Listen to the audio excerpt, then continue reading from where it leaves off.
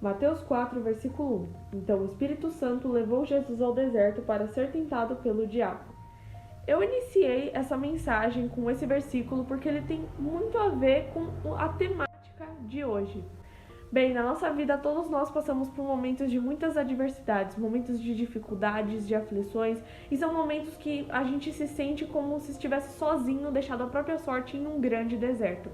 Isso porque os problemas, eles nos deixam aflitos, nos deixam vulneráveis, nos deixam perdidos, deslocados. É como se alguém realmente tivesse pegado a gente, abandonado em um deserto árido, sozinho, sem ninguém, sem nada, sem comida, sem água, só você, o deserto e Deus. Não é fácil passar pelo deserto, ainda mais porque quando estamos no deserto, nesse deserto de dificuldades, de aflições, nós nos concentramos tanto nos nossos problemas que a gente acaba não procurando por soluções ou olhando as soluções que às vezes podem estar bem na nossa cara e a gente não enxerga, porque a gente está cego pelos problemas. Isso me faz lembrar uma passagem lá de Gênesis capítulo 21, que é o seguinte: a Agar, ela foi expulsa do acampamento de Abraão. Então ela pega Ismael, seu filho, e vai em direção ao deserto de Berseba. Só que chegando lá, devido à escassez de água, Ismael ele fica desidratado, de forma que a Agar pensa que ele vai acabar morrendo. Ela entra em desespero, até que Deus ouve o choro do menino e conversa com a Agar e abre os olhos dela para um poço de água que estava bem ali. Então Agar, ela dá água para o seu filho e segue viagem. Nessa situação a gente percebe que o poço deveria estar muito próximo de Agar, mas o desespero dela e a aflição dela em meio ao sofrimento do filho fez com que ela fechasse os olhos para as soluções e só se concentrasse no problema. Então a gente vê bem claro nessa passagem que destaca o fato de que Deus abriu a vista de Agar. Agar não encontrou o poço sozinha, ela precisou de Deus para fazer isso. E às vezes é isso que a gente precisa. Tem coisas que a gente não pode lidar sozinho, a gente precisa da ajuda de Deus. Será que sem Deus a Agar teria enxergado o poço? Talvez sim, ela teria enxergado, mas será que ela teria enxergado no tempo certo ou seria tarde demais? Então isso é uma coisa muito importante a respeito do deserto. Se você se encontra em um deserto espiritual, um deserto de dificuldades na sua vida, você tem que entender uma coisa: você precisa estar com Deus para poder lidar com essa situação. Porque quando a gente está no deserto é o seguinte: as pessoas podem aparecer com 1000 soluções pra gente, mas a gente só encontra nessa solução mais problemas. Isso porque a gente fica preso aos problemas, mesmo com tantas soluções. Porque, na verdade, a gente fica inconformado em estar naquela situação. A gente fica se perguntando: por que Deus? Por que eu tenho que passar por aflições? Por que eu tenho que passar por essas situações? E a resposta para isso está lá em Isaías 55, versículo do 8 ao 9, que diz o seguinte: os meus pensamentos não são como seus pensamentos, e eu não ajo como vocês. Assim como o céu está muito acima da terra, assim os meus pensamentos e as minhas ações estão muito acima dos seus. Entenda uma coisa: Deus não vai colocar uma pedra em seu caminho se Ele não souber que a partir dessa pedra Ele vai te ajudar a construir um templo. Os planos de Deus, as ações de Deus estão muito acima do nosso entendimento, da nossa compreensão. Isso porque a gente só enxerga uma partícula, um ponto na linha que Ele já escreveu. Então, assim, a gente tem que aprender a confiar no processo e permanecer na presença. A gente só consegue contemplar o mover de Deus na nossa vida e a importância dos problemas depois que a gente passa por eles. Porque enquanto a gente está passando, a gente não entende nada, a gente não compreende, porque a gente só olha para o problema. Quer um exemplo disso? Por exemplo, Moisés. Quando Moisés estava fugindo do Egito, você acha que ele imaginou que Deus ia chamar ele? É claro que não. Moisés ele só pensava em fugir do Egito o mais rápido possível porque o rei queria matar ele. Para Moisés, passar 40 anos em Midian significou fuga, fuga do rei. Mas então vem Deus e chama Moisés.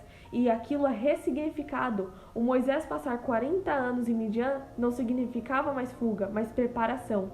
A gente lê lá em Êxodo que quando Moisés foi chamado, ele estava fazendo o quê? Pastoreando ovelhas. E qual foi a missão de Moisés? Ele foi destinado a ser um grande líder que lideraria os israelitas à sua liberdade. Percebe o propósito? Agora vem uma coisa muito importante e até interessante sobre o deserto, que é o deserto. Quando você entra no deserto, você tem que entender que você vai ter que deixar algumas coisas para trás. Por exemplo, Abraão. Para Abraão, entrar no deserto significou ter que deixar para trás a sua parentela e a casa do seu pai. Para Jacó, entrar no deserto significou entrar como Jacó, o enganador, e sair como Israel, aquele que tinha lutado contra Deus e sido abençoado. As dificuldades, elas nos transformam.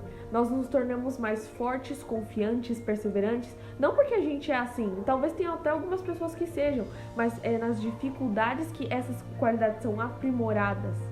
Isso porque é algo que é até inevitável. Você tem que ser forte, você tem que ser perseverante, você tem que ser confiante, senão você não consegue suportar. Assim como a prata, ela tem que ser provada pelo fogo para que as impurezas dela sejam retiradas, a mesma coisa tem que acontecer conosco e com a nossa fé. Como diz lá em 1 Pedro, capítulo 1, versículo 7, diz o seguinte: essas provações são para mostrar que a fé que vocês têm é verdadeira, pois até o ouro que pode ser destruído é provado pelo fogo. Da mesma maneira, a fé que vocês têm, que vale muito mais do que o ouro, precisa ser provada para que continue firme. Se tem algo que Jesus nos ensinou, é que a nossa fé é algo muito poderoso e muito precioso. Como diz lá em Mateus, capítulo 17, versículo 20, fala o seguinte: se vocês tivessem a fé, mesmo que fosse do tamanho de uma semente de mostarda, poderiam dizer a este monte: saia daqui e vá para lá, e ele iria. E vocês teriam poder para fazer qualquer coisa. A nossa fé é algo muito poderoso e muito precioso, que se a gente não tiver enquanto estiver atravessando o deserto, a gente não consegue passar por ele. Moisés, por exemplo, ele ficou 40 anos no deserto liderando os israelitas. E não foi uma tarefa fácil, não foi uma tarefa simples, eram muitas as dificuldades. Mas você acha que se Moisés não tivesse fé na promessa e fé no propósito, ele teria levado isso até o final? É lógico que não. Porque se ele não tivesse fé, ele não teria perseverado. Se ele não tivesse perseverado, ele não teria feito cumprir a promessa. Sim, é difícil enxergar Deus no deserto, é difícil enxergar propósito, é difícil enxergar o mover dele, é difícil sentir a presença dele, mas como diz lá em 2 Coríntios 5, versículo 7, vivemos por fé e não por vista. Você pode não sentir Deus, você pode não perceber Deus, você pode não perceber o mover de Deus, mas ele está lá. Como diz em Isaías 58, versículo 11, eu, Senhor, sempre os guiarei, até mesmo no deserto. Eu lhes darei de comer e farei com que fiquem sãos e fortes. Vocês serão como um jardim bem regado, como uma fonte de onde não para de correr água. Deus está aí, você pode não enxergar, você pode não perceber, mas Ele está agindo. Ele está se movendo. E tem mais. Lá em Isaías 55, versículo 13, diz o seguinte, bem no comecinho: onde agora só há espinheiros, crescerão ciprestes, murtas aparecerão onde agora só cresce mato. Deus está dizendo, onde hoje há choro, eu colocarei alegria. Onde hoje há problemas, eu farei brotar soluções. Porque não é sobre o que você está vendo agora, o que você está enxergando agora, mas sobre o que Deus vai fazer na sua vida. Por isso, continue andando, continue confiando. Busque o Senhor. Salmos 34, versículo 17 ao 19. Quando as pessoas honestas chamam o Senhor, Ele as ouve e as livra de todas as suas aflições. Ele fica perto dos que estão desanimados e salva os que perderam a esperança. Os bons passam por muitas aflições, mas o Senhor os livra de todas elas.